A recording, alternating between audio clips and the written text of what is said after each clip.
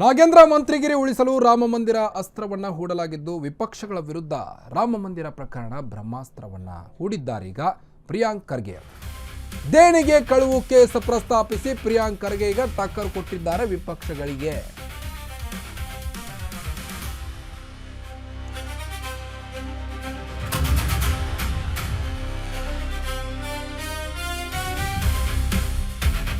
ಅಧಿವೇಶನದಲ್ಲೀಗ villain ಅಂದ್ರೆ ನಾಗೇಂದ್ರ ನಾನೇ ಅನ್ನುವಂಥ ಪರಿಸ್ಥಿತಿ ಈಗ ಆಗಿದೆ. ವಿಪಕ್ಷಗಳು ಅಷ್ಟೊಂದು ಹರಿಹಾಯ್ತಾ ಇದ್ದಾವೆ ಆಡಳಿತಾರೂಢ ಪಕ್ಷದ ಮೇಲೆ. ಈಗ ರಾಜ್ಯ ರಾಜಕೀಯದಲ್ಲಿ ವಾಲ್ಮೀಕಿ ಹಗರಣದ ಕಿಚ್ಚು ಒಂದು ಕಡೆ ಆದರೆ ನಾಗೇಂದ್ರ ಮಂತ್ರಿಗಿರಿ ಉಳಿಸಲು ರಾಮ ಮಂದಿರ ಅಸ್ತ್ರವನ್ನ ಹೂಡಿದಾರೀಗ ಪ್ರಿಯಾಂಕ್ ಖರ್ಗೆ. ವಿಪಕ್ಷಗಳ ವಿರುದ್ಧ ರಾಮ ಮಂದಿರ ಪ್ರಕರಣ ಬ್ರಹ್ಮಾಸ್ತ್ರವನ್ನ ಹೂಡಿದ್ದು ದೇಣಿಗೆ ಕಳುವು ಕೇಸ್ ಪ್ರಸ್ತಾಪಿಸಿ, ಅಂದ್ರೆ ರಾಮ ಮಂದಿರದ ದೇಣಿಗೆ ಕಳುವು ಕೇಸ್ ಪ್ರಸ್ತಾಪಿಸಿ ಪ್ರಿಯಾಂಕ್ ಖರ್ಗೆ ಅವರು ಟಕ್ಕರನ್ನು ಕೊಟ್ಟಿದ್ದಾರೆ. ಲೂಟಿ ಹೊಡೆದ ಹಣ, ಹಾಗಾದ್ರೆ ಈ ದೇಣಿಗೆ ಕಳುವು ಕೇಸ್ ವಿಚಾರವಾಗಿ ಲೂಟಿ ಹೊಡೆದ ಹಣ PM ನರೇಂದ್ರ ಮೋದಿ ಅವರಿಗೆ ಸೇರುತ್ತೋ ಅಥವಾ ಅಮಿತ್ ಶಾ ಅವರಿಗೆ ಅವರ ಪಾಕೆಟ್ಗೆ ಸೇರುತ್ತೋ, ಮೋಹನ್ ಭಾಗವತ್ ಅವರ ಮನೆಗೆ ಹೋಗಿದೆಯಾ ಅನ್ನೋ ಪ್ರಶ್ನೆಯನ್ನ ಈಗ ಪ್ರಿಯಾಂಕ್ ಖರ್ಗೆ ಅವರು ವಿಧಾನಸೌಧದ ಮುಂಭಾಗದಲ್ಲಿ ಮಾತನಾಡಿದ್ದಾರೆ. ಯಾಕಂದ್ರೆ KPCC ಹಗರಣದಲ್ಲಿ BJP ಪಾತ್ರವಿದೆ ಅಂತ ಪ್ರಿಯಾಂಕ್ ಖರ್ಗೆ ಅವರು ಟಕ್ಕರ್ ಕೊಟ್ಟಿದ್ದಾರೆ.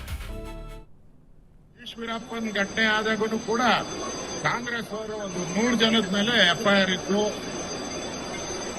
ಆಮೇಲೆ ತನಿಖೆ ಆಗ್ತಾ ಇತ್ತು, CBI ಇತ್ತು, ED ಇತ್ತು, ಲೋಕಾಯುಕ್ತ ಇತ್ತು. ಹೆಂಗೆ ಈಶ್ವರಪ್ಪಂದು ನೀವು ರಾಜೀನಾಮೆ ತಗೊಂಡ್ರಿ? ಹೆಂಗ್ ತಗೊಂಡ್ರಿ ಹೇಳಿ? ಈಶ್ವರಪ್ಪ ಏನೋ ಚೆಕ್ ಅಲ್ಲಿ ತಗೊಂಡಿದ್ದ ಅಕೌಂಟ್ ಅಲ್ಲಿ? ನೀವು ಚೆಕ್ ಅಲ್ಲಿ ತಗೊಂಡಿದ್ದೀರಲ್ಲ, ಡೈರೆಕ್ಟ್ ಆಗಿ ಚೆಕ್ ಅಲ್ಲಿ ತಗೊಂಡಿರೋ ದಾಖಲೆ ಬಂದಿದೆಯಲ್ಲ ಈಗ CBI ರಿಪೋರ್ಟ್ ಅಲ್ಲಿ. ಈಶ್ವರಪ್ಪನ್ಗಾದ್ರೆ ಒಮ್ಮೆ ಅವ್ರನ್ನ ರಾಜೀನಾಮೆ ಕೊಡ್ಬೇಕು ಅಂತ ಏನ್ ಬಾವಿ ಗಿಡದು ತಡೆ ತಟ್ಟಿದ್ರಲ್ಲ, ತಟ್ಟಿ ತಡೆ.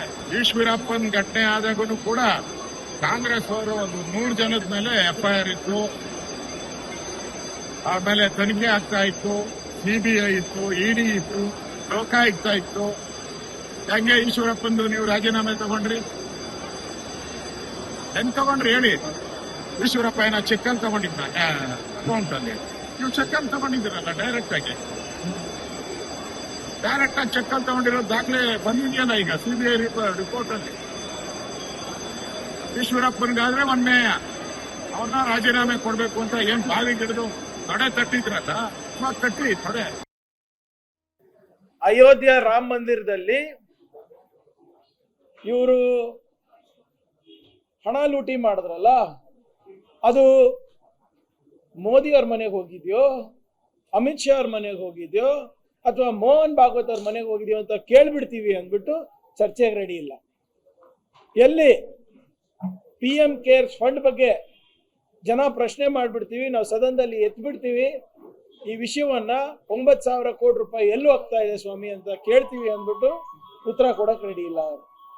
ಅಥವಾ ನಿನ್ನೆ ನಡೆದಂತ BJP ಅವರ ಅತಿ ಆಪ್ತರ ಮೇಲೆ ITED ದಾಳಿ ನಡೀತಲ್ಲ, KPSC ಅಧ್ಯಕ್ಷರ ಮೇಲೆ, ಅದನ್ನ ಮುಚ್ಚಾಕ್ಲಿಕ್ಕೆ ಇವತ್ತು ಇದೆಲ್ಲ ಮಾಡ್ತಾ ಇರೋದು. ಈ 3 ವಿಚಾರಗಳ ಬಗ್ಗೆ ಚರ್ಚೆ ಮಾಡ್ಲಿಕ್ಕೆ ಇಷ್ಟ ಇಲ್ಲ.